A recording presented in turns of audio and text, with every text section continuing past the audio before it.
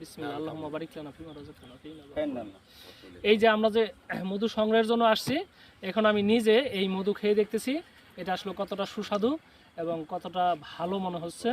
এটা আমি খেয়েই তার প্রমাণ করবো ইনশাল্লাহ। বিসমিল্লাহ।